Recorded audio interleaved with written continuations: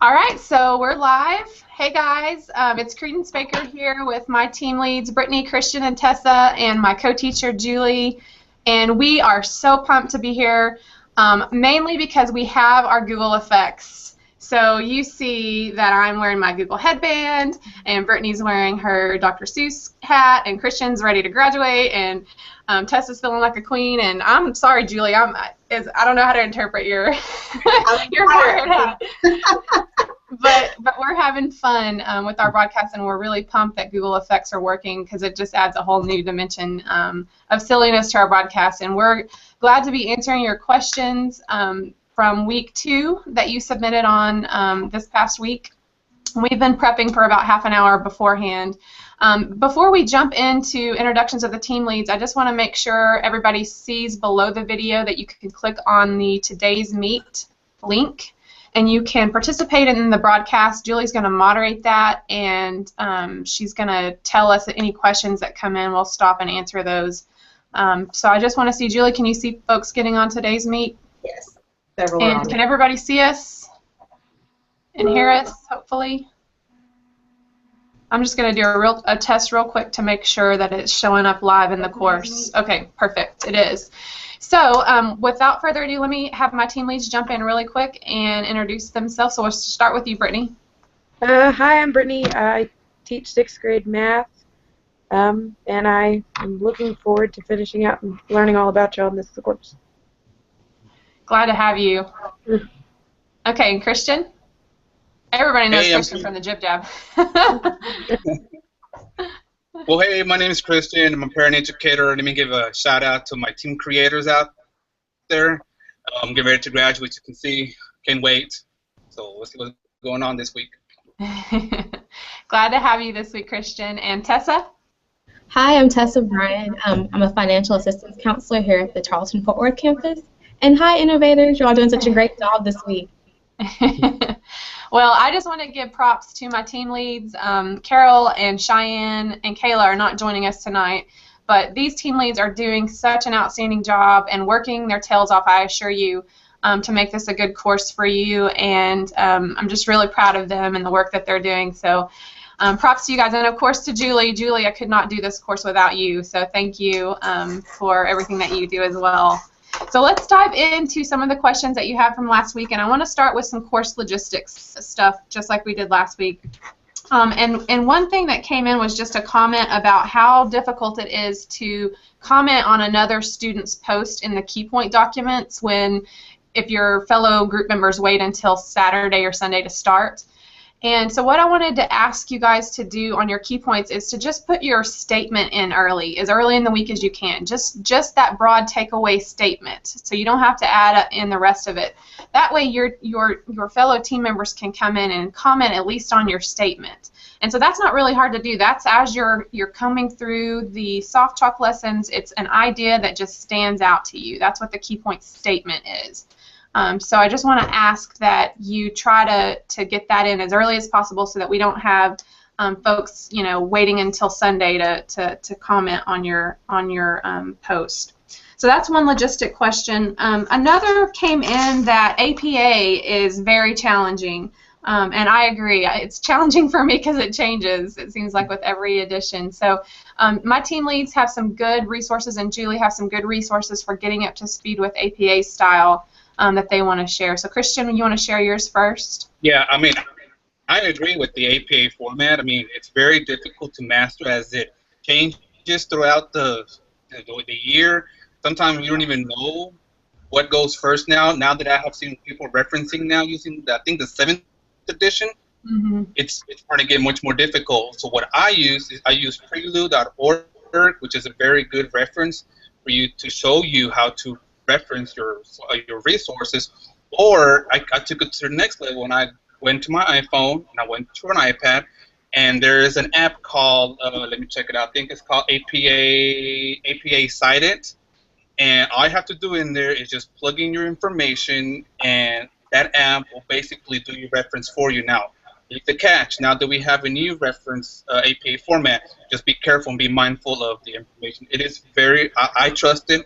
I mean, I haven't got any negative feedbacks from my professors yet, but so far it's working. Probably because we're still trying to keep on top of the changes too. But those are good resources, and Julie's gonna. Would you mind putting the Purdue link in the today's meet, Jules? Yep, that's what I'm doing, and I put the app in there as well. Awesome, thank you. And then you had a resource too, right, for when you're working in Google Docs? Yes, if you guys are working in Google Docs and you want to reference, you can use the EasyBib link. It's a research tool. It's an add-on. There's also a basic research tool inside of Google Docs, and I'll post those links for the add-on and then a link about the research tools in there. And even just in Microsoft Word, there's some reference options available. Just make sure that you compare it to the book because everything's always going to be a little bit different. Purdue OWL that Christian was talking about is really good. So I'll post all this on the back channel as well. That way you guys can see it out there and copy those links out and use them for your information. Great, thank you guys. Another question that came in had to do with good Twitter hashtags to follow. And so I know, Julie, when you did the Twitter video, you kind of mentioned a few of the big name hashtags and folks to follow, but are there any that you guys are kind of your go-to hashtags or people to follow?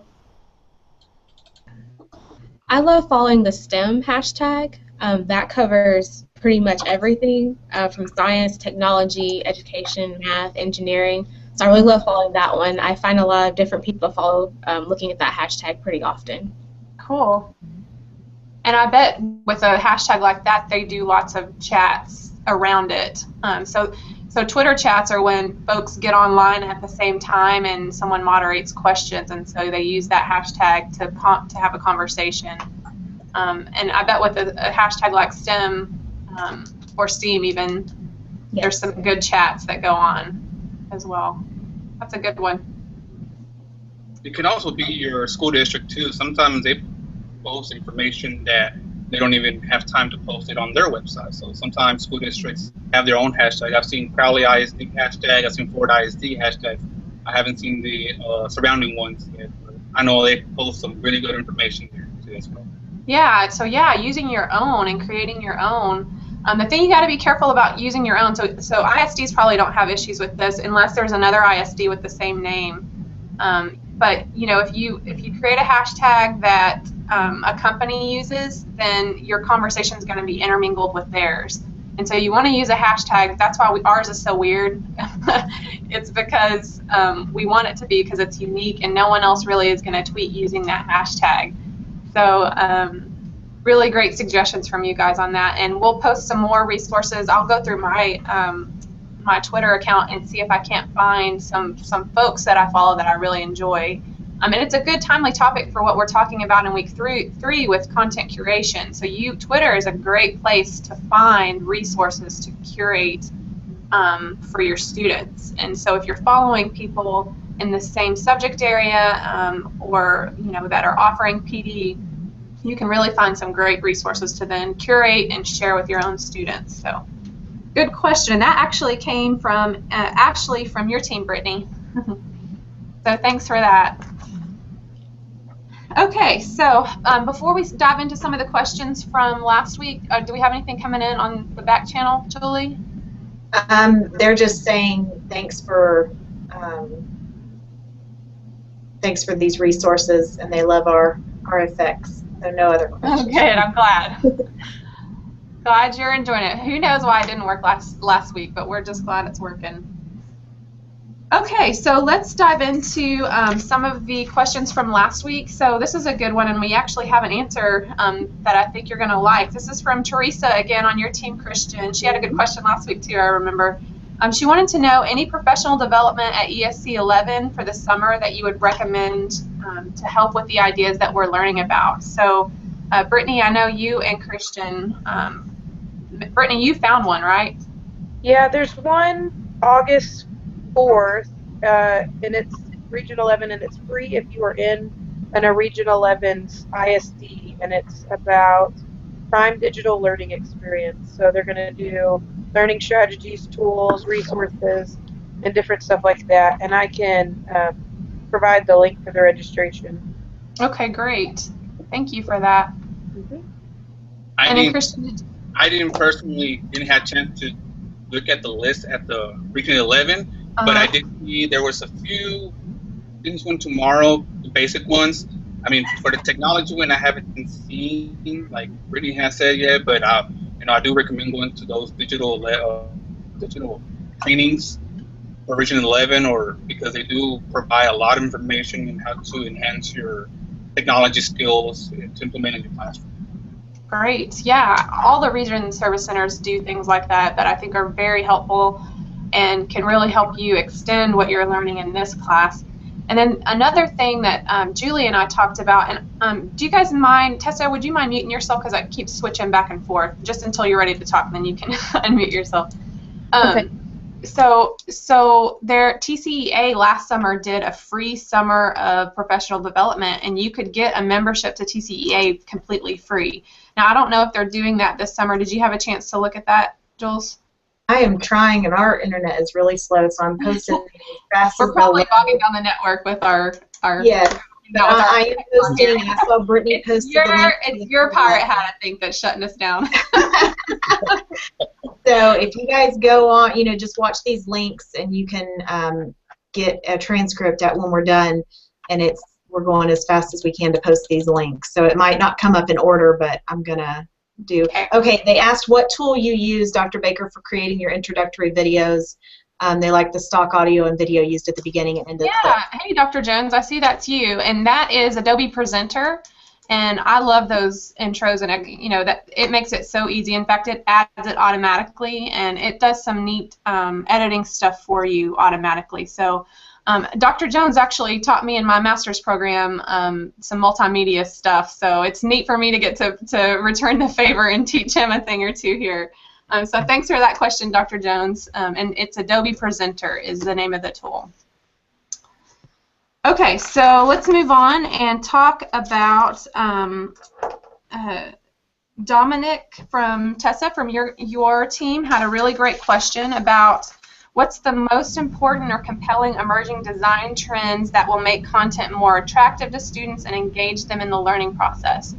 And I just wanted to quickly to talk about two things. First is, I think what you're experiencing in the soft talk lessons is pretty engaging because I can make it interactive. I can embed video, I can give you embedded polls to take, I can create interactive activities to help you check your understanding. So I think Soft Talk 10 is the latest version. Soft Talk 10 is very powerful for and the gold standard, I think, for creating online content.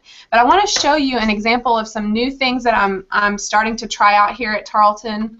And I saw this at UT Tyler. So I'm just going to do a screen share really quick and hope that I don't shut the network down by doing so. But I want to show you this. So let me know if you can see my screen. Can everybody see my screen? Yes. Okay, good deal. So this is called a light board, and it lets a professor basically, well, I'm going to just show you. So I'm going to hit play.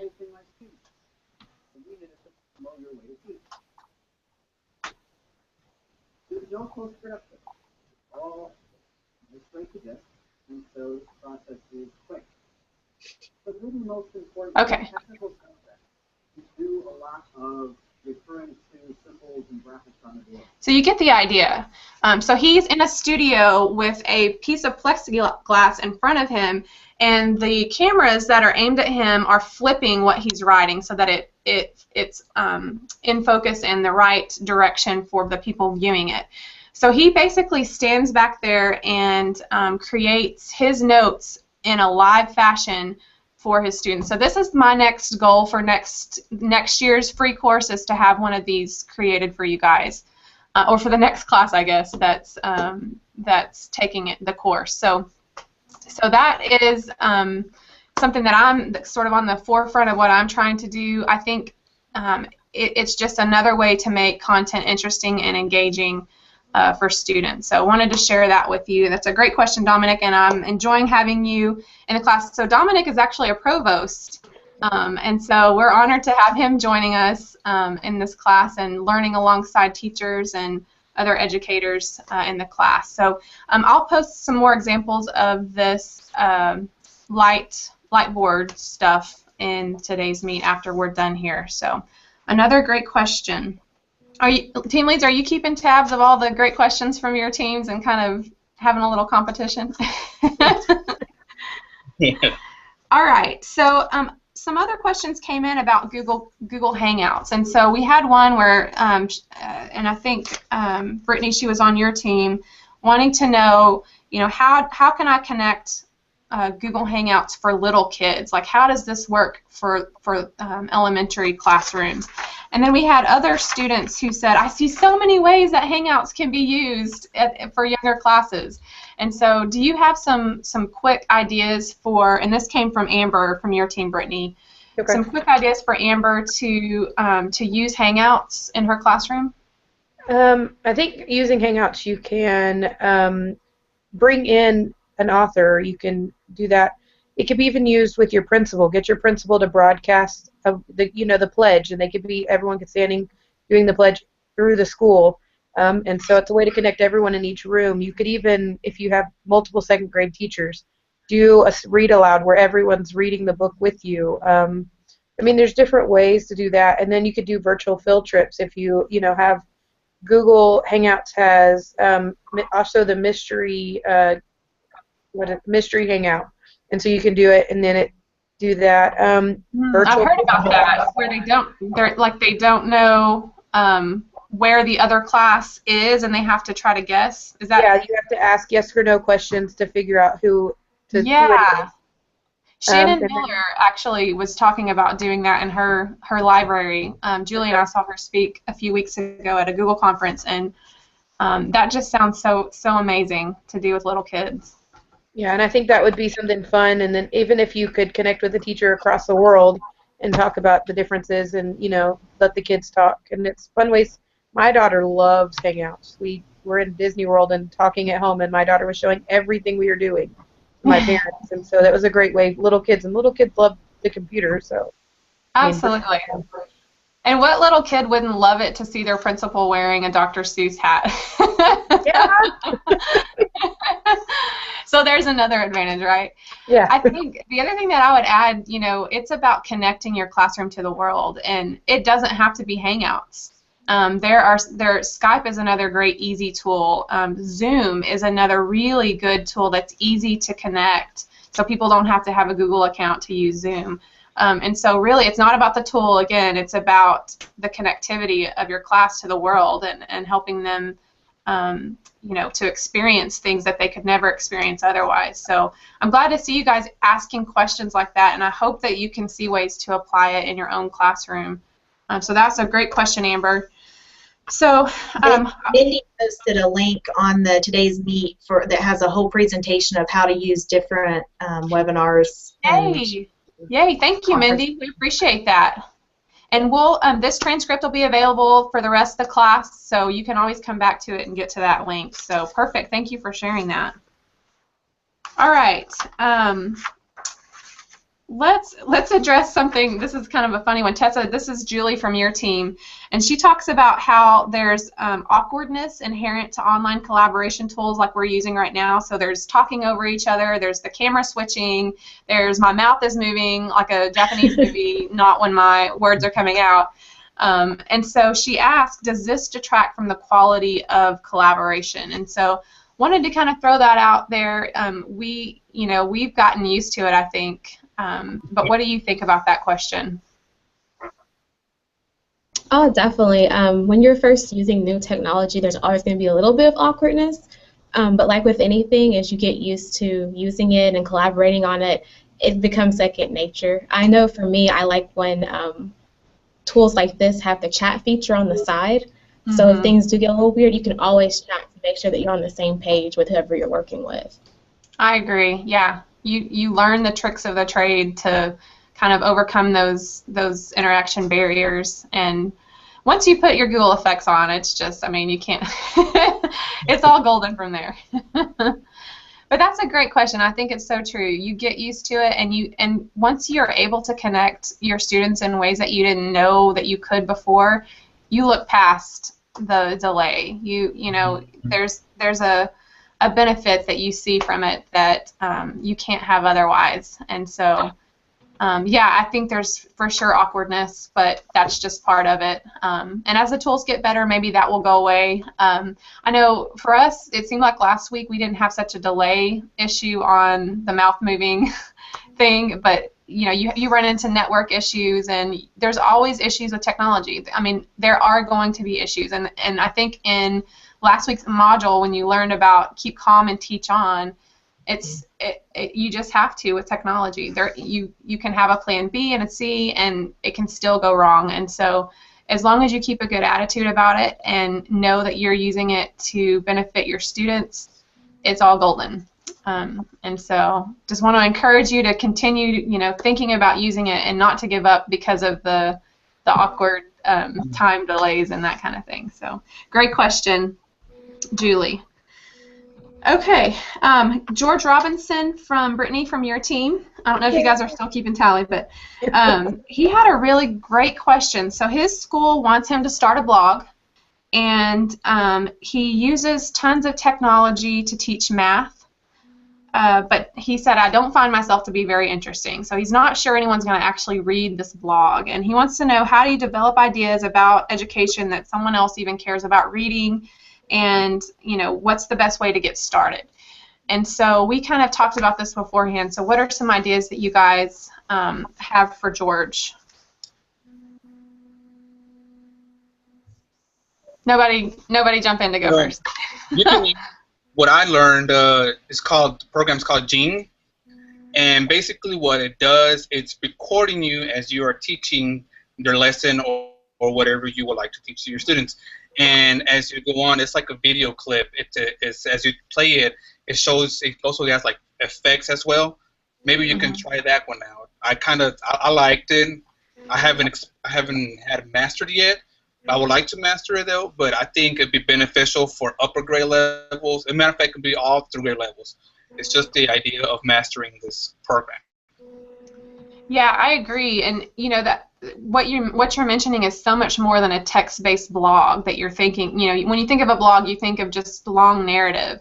When I think of a blog that I actually want to use and would get value out of as a parent, it would be video examples of math problems that I could use with my little one. Or it would be, if I'm a math teacher, it would be, pedagogy examples, so ways I can present content. So you have something of value that parents and other educators and administrators want to benefit from, and so the way you present it, I think, counts. And so if you're good on video, I think Jing is the perfect platform for you to be able to show how to do something. Or if you think a combination of video and text would be good, you could do both. So I think go for it. If your district wants you to do it, why not jump in and start one and just see who finds value in it. So I want to encourage you to do it, George, if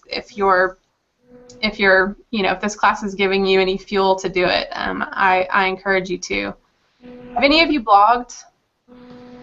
I've never blogged, but I follow a blogger who is also a math teacher, and it's fun to see the worksheets that she does and how the kids do it, and then she can say, it didn't work so well, but I might change this, and then I'm like, oh, I could do that too. I could modify it for a different grade level.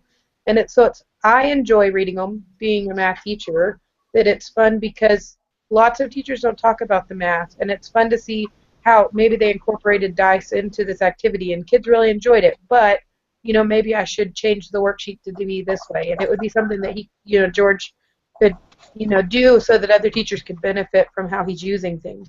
Absolutely, yeah, I agree. And Mindy and Lauren, I think, are kind of pitching in here, and Mindy's asking, could he utilize his own students' work or examples with their permission, of course, or their parents, and really highlight what his students are doing, so that they have a real-world audience. They think, oh, wow, people are finding value in seeing my work that's published on this blog. So that's a great idea, Mindy. And then Lauren said BlendSpace, which I'm not aware of what that is. I'll have to check it out. But she said it's a Web 2.0 tool that he could try, maybe perhaps with a blog. there's some great blog tools out there for free. Google has one called Blogger, and I think WordPress maybe is one. So great question, and keep us up to date, George, if you decide to do it. We'd like to. We'll be your first followers and support you in that endeavor. So another good question. All right, so I want to check in, Julie. Do we have anything on today's meet? Yes, and there's several of the same type. They want to know if there's like a clearinghouse or hashtag that connects teachers with other teachers who want to connect their classes with each other for Hangouts. And it's not so much a hashtag, but if you go to the Google Communities, you can join different groups, and there are communities out there for teachers of specific grade level and content areas, or just anyone that's willing to do a hangout with other people. So if you search some of the communities, and I'll try to post a couple of those. My internet is really, really slow, so I'm trying to get these up as fast as I can. If not, then I'll tweet them out, but I'll give you a few of those communities, and then you can go and do some searches as well. And there's tons out there where people want to connect and do the same things like Skype does. So I know there's a Google Plus that's called Connected Classrooms that you can go and you can post up, connect with other teachers that way. That's a good one. Those are great resources. Another one that I remember from a past time that I taught this course was a site called Quadblog, and it's a way to connect 4 different classrooms that each contribute to a blog. So it kind of relates back to George's question, but there are so many ways for you to connect with other teachers. So what we're going to do is kind of brainstorm, and we'll get you a list put into the archive here of different ways and that you can connect, not just via hashtag. I'm sure there are some hashtags out there, and we'll find some. But yes, there's tons of ways. And Shannon Miller is one to follow on her blog because she's been so successful at connecting her school with just everybody that you can think of, and different classrooms and different authors and different famous people and classrooms in Japan and just some really incredible stuff. So great question. Anything else on there, Julie, that we need to? I'm not seeing anything else, and I'm going to mute myself because I'm typing, but I'll chime in when you ask anything. So. Okay, sounds good. And of course, we only have 3 minutes left. I look at the clock, and this half hour has flown by. Let me just really quickly look over and see. I want to address really quickly a question that came in from Kayla's team collaborators, and it has to do with, the fear of letting kids sort of roam free on the internet. And how do we let kids roam free on the internet, yet we don't let them roam free on their own street to play, by themselves? And I thought it was a really, really good question, and we're going to dive into some of this in week 4 and 5. But I wanted to highlight a great resource, and this is why we need to teach 21st century skills, because it is the wild, wild west of the internet, and we should not let our students just roam free. We need to teach them skills for being successful online. And so this is a site called Common Sense Media, and they just do a phenomenal job of reviewing sites, teaching cybersecurity, teaching about your social media footprint. They critique movies to tell you if they're age appropriate and why or why not. So Common Sense Media is a great resource for you as a teacher. They have lesson plans and videos that you can use. So these are the very skills that we as teachers need to teach these kids, because sometimes they're let out by themselves in the wild, wild west, and they need to know how to be safe. So you're going to learn more about that in week 4, but I thought it was a great question and wanted to address it. And we have 1 minute left, so I want to quickly address, Tessa, this is from your team, Dawn, wanted to know what's Google Drawings. And so I encourage you, in your Google Drive, you can see if you go on Create that you can quickly go and click on Google Drawings and see what it is. But Julie, you want to tell how we used it in this class, and then I'll bring up my example from Brianna. Yes, one of the just simple ways we used it, if you've gotten emails from your team leads, you can see their signature. That was created in Google Drawings.